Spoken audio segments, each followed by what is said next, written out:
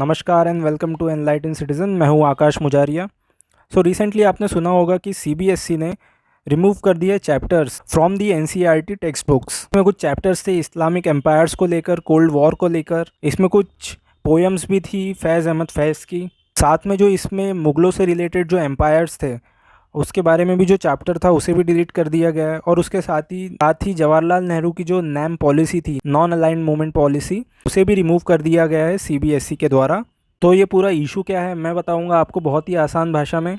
लेकिन आगे बढ़ने से पहले एक क्वेश्चन आप सभी लोगों के लिए। इस क्वेश्चन को अटेम्प्ट करो सब लोग कमेंट सेक्शन में। और क्वेश्चन है, कौन सा देश भारत के साथ सबसे बड़ी लैंड बॉर्डर शेयर करता है? ए चाइना, बी पाकिस्तान, सी नेपाल या डी बांग्लादेश। सब लोग आंसर करेंगे इस क्वेश्चन को कमेंट सेक्शन में। मैं इसका आंसर दूंगा वीडियो के एंड में। तो सीबीएसई ने रिमूव कर दिया है चैप्टर्स जिसमें इस्लामिक एम्पायर्स के बारे में बताया गया। कोल्ड वॉर का जो चैप्टर था वो भी डिलीट कर दिया गया है सिलेबस से। तो जो सीबीएसई है, जिसका फुल फॉर्म होता है central board of secondary education, CBSE decide करता है कैरिकुलम, या जिसे हम सिलेबस भी कह सकते हैं, क्लास 9 से क्लास 12 तक का। इसका मतलब ये होता है कि जो भी कंटेंट होते हैं टेक्स्ट बुक्स के वो डिसाइड करता है सीबीएसई। तो सीबीएसई को इंस्ट्रक्शंस मिले कि 30% सिलेबस को रिड्यूस किया जाए, जिससे कि थोड़ा कम प्रेशर आए स्टूडेंट्स पर। क्योंकि आपने अगर एनसीईआरटी की कोई भी बुक्स देखी होगी, मेनली जो क्लास 10th और 12th की जो बुक्स है उसका सिलेबस आपने देखा होगा बहुत वास्ट होता है, बहुत बड़ा होता है। तो इसी को कम करने के लिए, स्टूडेंट्स से प्रेशर कम करने के लिए सीबीएसई को इंस्ट्रक्शंस दिए गए कि 30% सिलेबस रिड्यूस किया जाए। तो फिर सीबीएसई ने सोचा कि क्या रिमूव किया जा सकता है इसमें। तो सीबीएसई की नज़र पड़ी क्लास 10th की सोशल साइंस की बुक पर, जिसमें से सीबीएसई ने डिलीट कर दिया impact of globalisation on agriculture, जो कि एक टॉपिक था फूड सिक्योरिटी के चैप्टर में। और इसके साथ साथ 2 पोएम्स भी रिमूव कर दी पाकिस्तानी पोएट फैज़ अहमद फैज़ की, from religion communalism and politics communalism secular state section से एनसीईआरटी के। तो अब आप पूछेंगे कि ये फैज़ अहमद फैज़ कौन है?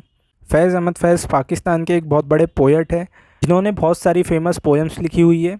और इनकी ज़्यादातर जो फेमस पोएम्स थी वो पार्टीशन के बाद, जब पाकिस्तान में शिफ्ट हुए उसके बाद ही लिखी गई है। और अगर आप इनके बारे में रिसर्च करेंगे तो आपको पता चलेगा कि ये पाकिस्तान में जो आर्मी जनरल्स की तानाशाही चलती थी उसके खिलाफ में बहुत सारी पोएम्स इन्होंने लिखी है। और ये पोएम्स लिखते थे रिलीजियन, कम्युनलिज्म और पॉलिटिक्स में ही।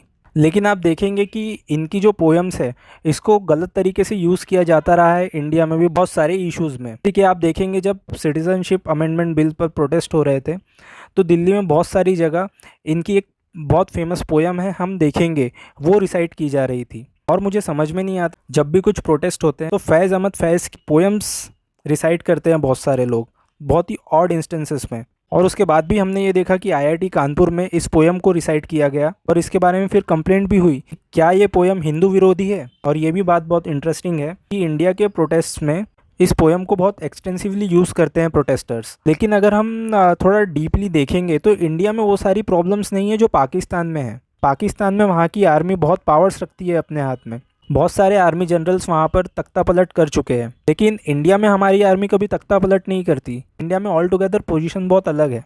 और रिसेंटली जो मूवी आई थी द कश्मीर फाइल्स, इसमें भी आपने देखा होगा कि इस गाने को बहुत सार्केस्टिकली यूज़ किया गया। और इसके बाद अगर हम देखें तो जो चैप्टर्स थे डेमोक्रेसी और डाइवर्सिटी पर, जिसमें था सोशल डिवीजन और inequality in India and movements, popular struggles and movements, जिसमें नेपाल और बोलिविया का एग्जाम्पल दिया गया था, वो भी रिमूव कर दिया है सीबीएसई ने। और उसके साथ साथ चैलेंजेस टू डेमोक्रेसी जो चैप्टर था क्लास 10th की सोशल साइंस की टेक्स्ट बुक में, उसे भी रिमूव कर दिया गया है। और अगर हम देखें तो सेंट्रल इस्लामिक लैंड्स एक चैप्टर था क्लास 11th की एनसीईआरटी की टेक्स्ट बुक में, उसे भी रिमूव कर दिया गया है। इसमें बताया गया था कि इस्लामिक एम्पायर्स का कैसे राइज़ हुआ अफ्रीका में, एशिया में। और वैसे भी अगर हम देखेंगे तो मुगल्स की हिस्ट्री बहुत एक्सटेंसिवली कवर की गई है हमारी हिस्ट्री की टेक्स्ट बुक्स में। लेकिन कभी कभी मैं ये सोचता हूँ कि मुगल्स की हिस्ट्री की क्या हमें इतनी ज़रूरत है, क्योंकि बहुत सारे ऐसे एम्पायर्स भी थे इंडिया में जिसकी हिस्ट्री हमें बतानी चाहिए अपनी टेक्स्ट बुक्स में। और बहुत बार आपने ये भी एक स्टेटमेंट सुनी होगी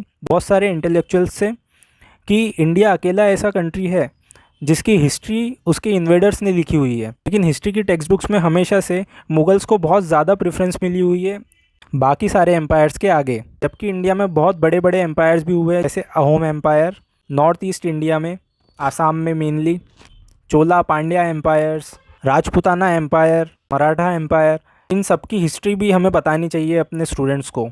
हिस्टोरिकली अगर हम देखेंगे, यही लोग बिलोंग करते हैं भारत को, क्योंकि मुगल्स तो इन्वेडर्स थे और हम इन्वेडर्स की हिस्ट्री पढ़ रहे हैं। तो ये एक बात अच्छी हुई कि मुगल्स के बहुत सारे चैप्टर्स रिमूव कर दिए गए एनसीईआरटी की बुक से, क्योंकि हमें उन बाकी एम्पायर्स को भी उनकी रिस्पेक्ट प्रोवाइड करनी चाहिए जो वो डिज़र्व करते हैं। और मैं आपको बता रहा हूँ कि ये हम ट्रांजिशन देख रहे हैं इंडियन हिस्ट्री का, जो रीराइट की जाएगी अब।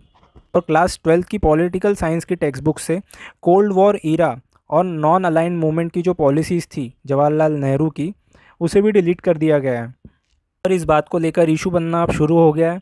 जैसे आप 2021 में भी देखेंगे तो अब एनसीईआरटी की टेक्स्ट बुक्स में चेंज किया गया था। भी इंडियन हिस्ट्री कांग्रेस ने कहा था कि ये टेक्स्ट बुक में जो चेंज हुआ है वो पॉलिटिकल है, वो एकेडमिक नहीं है। तो अभी की सिचुएशन को भी लेकर इशू बनना शुरू हो गया है। देखते हैं आगे इसमें क्या होता है। और वापस आते हैं अपने क्वेश्चन पर। इसका सही जवाब है बांग्लादेश। बांग्लादेश के साथ में इंडिया की 4096 किलोमीटर लंबी बॉर्डर है। दूसरे नंबर पर आता है चाइना, जिसके साथ हमारी 3488 किलोमीटर लंबी बॉर्डर है। और हमारी सबसे छोटी बॉर्डर लगती है अफ़गानिस्तान के साथ में, जिसकी लंबाई है 106 किलोमीटर। और इंडिया की टोटल लैंड बॉर्डर 15,106 किलोमीटर लंबी है। Thank you for listening. Subscribe to enlighten citizen.